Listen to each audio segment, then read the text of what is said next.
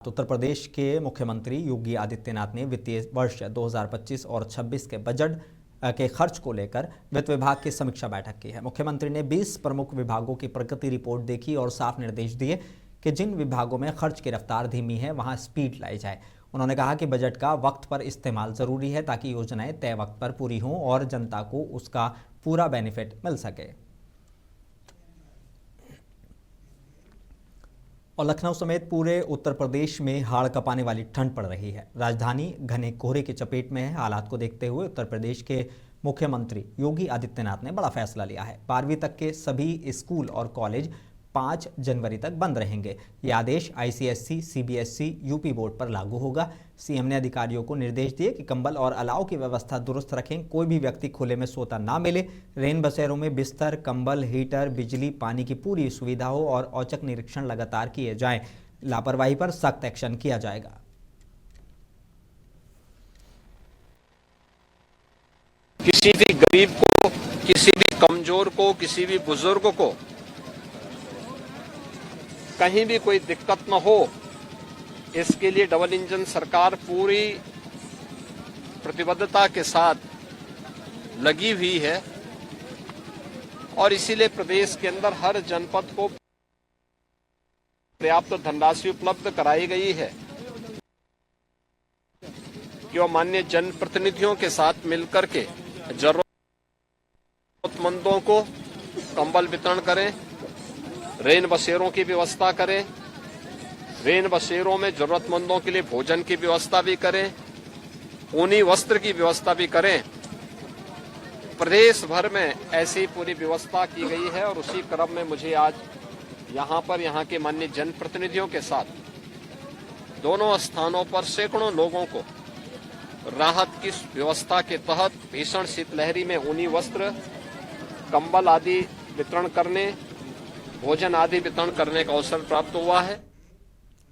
और बरेली से एक दुखद खबर सामने आई है। बरेली के सर्किट हाउस में पशुधन मंत्री की बैठक के दौरान फरीदपुर से बीजेपी के विधायक डॉक्टर श्याम बिहारी लाल का अचानक हार्ट अटैक आ गया। उन्होंने तुरंत इलाज के लिए मेडिसिटी अस्पताल ले जाया गया, जहां डॉक्टरों ने उन्हें मृत घोषित कर दिया। बताया जा रहा है कि डॉक्टर श्याम बिहारी लाल ने एक दिन पहले ही अपना जन्मदिन मनाया था। वो फरीदपुर विधानसभा सीट से दूसरी बार विधायक निर्वाचित हुए थे। मीटिंग के दौरान उन्हें अचानक दिल का दौरा पड़ा और उनको निधन हो गया। मुख्यमंत्री योगी आदित्यनाथ ने भी बीजेपी विधायक के निधन पर शोक जताया है। एक्स पर एक पोस्ट शेयर में सीएम योगी ने लिखा कि जनपद बरेली के फरीदपुर विधानसभा इलाके से विधायक डॉक्टर श्याम बिहारी लाल का आकस्मिक निधन बेहद दुखद है। उन्होंने श्रद्धांजलि दी है। साथ ही उन्होंने कहा कि मेरी संवेदनाएं शोक संतृप्त परिजनों के साथ हैं। बता दें कि साल 2022 में बीजेपी के उम्मीदवार डॉक्टर श्याम बिहारी लाल ने फरीदपुर सीट से दूसरी बार जीत हासिल की थी। उससे पहले 2017 के विधानसभा चुनाव में उन्होंने समाजवादी पार्टी के डॉक्टर सियाराम सागर को हराया था।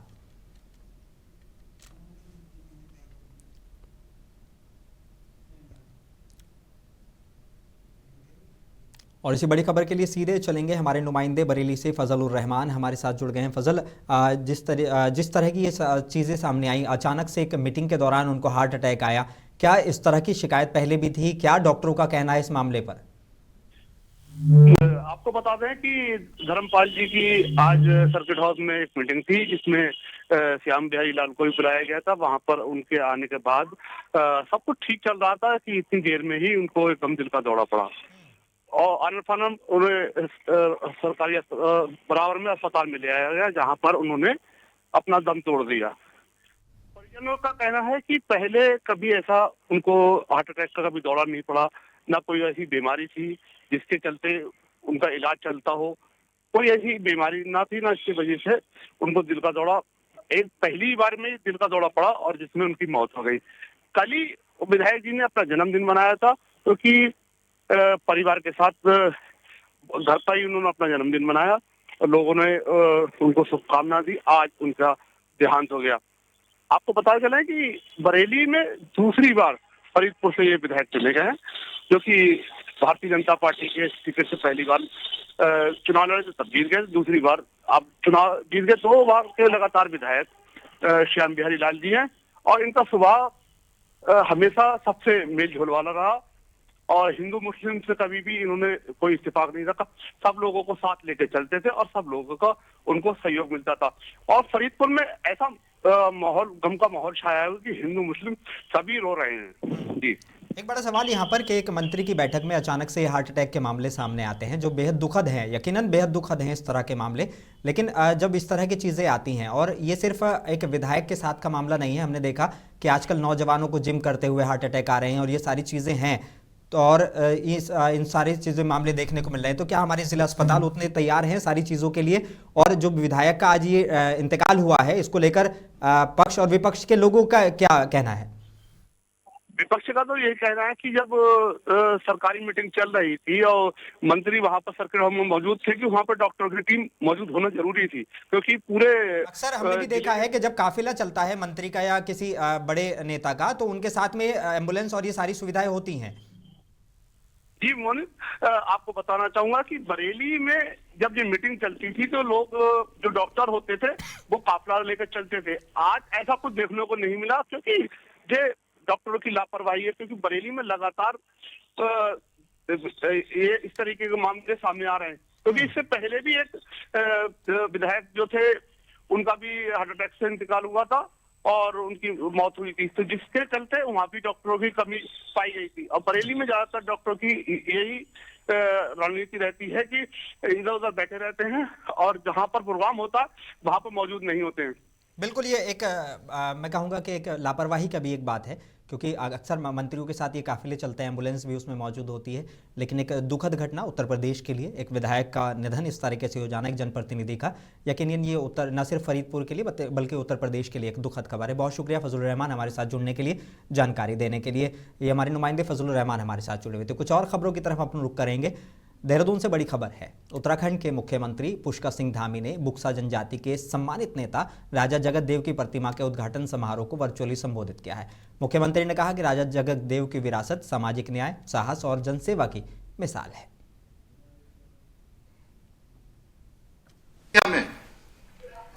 इस कार्यक्रम में पधारी मेरी माताएं, बहनें, बड़े बुजुर्ग और मेरे नौजवान साथियों, उपस्थित मीडिया के सभी मित्रों, हमारे प्रशासन के सभी अधिकारीगण, सभी कर्मचारीगण, मैं आज के इस विशिष्ट कार्यक्रम में आप सबके इस बहुत विशाल संख्या में यहां पर पधारने पर मैं अपनी तरफ से आप सभी का हृदय से स्वागत करता हूं, आप सबका अभिनंदन करता हूं और बुक्सा जनजाति समाज के आराध्य श्रद्धेय राजा जगत देव जी को आज के इस अवसर पर दोनों हाथ जोड़कर, सर झुकाकर प्रणाम करता हूं, उनको नमन करता हूं। उत्तराखंड की मंत्री रेखा आर्य के पति के विवादित बयान पर सियासत तेज हो गई है। कांग्रेस प्रवक्ता सुजाता पाल ने कहा है कि महिलाओं को लेकर की गई टिप्पणी बेहद गंभीर है और सिर्फ माफी से मामला खत्म नहीं होता। उन्होंने सवाल उठाया कि क्या पूरे प्रकरण की कानूनी जांच होनी चाहिए। सुजाता पाल ने कहा कि ये लड़कियों की सुरक्षा और गरिमा से जुड़ा मुद्दा है। मंत्री पति का ये बयान बेहद ही खतरनाक है, क्योंकि उनकी बाल विकास और महिला सशक्तिकरण देखती हैं। एक तरफ उन्हें मालूम है कि 20 से 25 हजार रुपए में लड़कियां मिलती हैं बिहार में, तो अगर ऐसा है तो क्या उन्हें हिरासत में लेकर उनसे पूछताछ नहीं किया जाना चाहिए? महिला आयोग को संज्ञान नहीं लेना चाहिए? क्या कार्रवाई नहीं होनी चाहिए? जरूरत है कि ये पता लगाया जाना चाहिए कि कौन सी वो बेटियां हैं जिन्हें 20 से 25 हजार में खरीद कर लाया गया है और बेचा गया है। कहाँ है वो बेटियां? सवाल ये है, जांच की बेहद जरूरी आवश्यकता है। उत्तर प्रदेश में पीलीभीत पुलिस ने चोरी की 3 वारदातों को बड़ा खुलासा करते हुए कामयाबी हासिल की है। सोनगढ़ी थाना पुलिस ने 3 शातिर चोरों को गिरफ्तार कर करीब 10 लाख रुपए की 4 किलो चांदी समेत अन्य चोरी का सामान बरामद किया है। प्रेस कॉन्फ्रेंस में अपर पुलिस अधीक्षक विक्रम दहिया ने जानकारी दी है। उन्होंने कहा कि सभी आरोपियों को जेल भेजा जा रहा है। पुलिस की इस कार्रवाई से अपराधियों में खौफ देखा जा रहा है।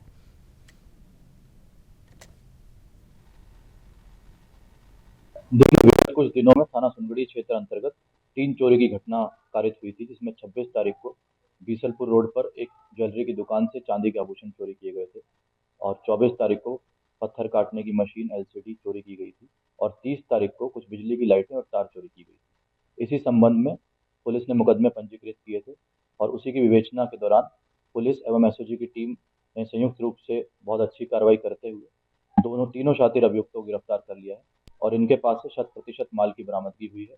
4 किलो चांदी, एक अवैध कट्टा, पत्थर काटने की मशीन एवं लाइट बिजली के तार, ये सब इनसे बरामद किया गया।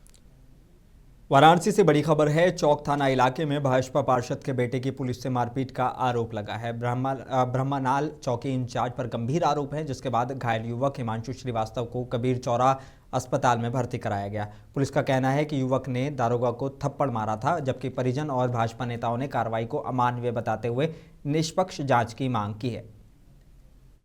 सीसीटीवी फुटेज के आपने उसके ऊपर संगीन धाराएं लगाई, इस बात का क्या प्रूफ है कि मेरे कार्यकर्ता ने आपको इंटेंशनली थप्पड़ मारा है? जिस तरीके से पार्टी की छवि को मीडिया में उछाला जा रहा है सुनियोजित तरीके से एसआई के द्वारा, एसआई के ऊपर एक जांच होनी चाहिए और एसआई को तत्काल प्रभाव से निलंबित करना चाहिए। क्यों? क्योंकि जब आप देखेंगे हमारे कार्यकर्ता के ऊपर शरीर की चोट है, जब वहां पर भीड़ मेरे कार्यकर्ता को मार रही थी तो एसआई ऑन ड्यूटी नेग्लिजेंस करते हुए उसे मारता हुआ पीटता हुआ क्यों देख रहा था? उसे बचाने का प्रयास प्रथम दृष्टिया उसने क्यों नहीं किया और यह कहता रहा कि यह मेरी प्राइवेट फोर्स है? तो इसमें जो पहली गलती है वो एसआई की स्वयं है। उसके अलावा चौक थाना एसएचओ आपका मिश्रा जी, वो भी इसमें पूरी तरीके से उनको संरक्षित कर रहे हैं अपने एसआई को।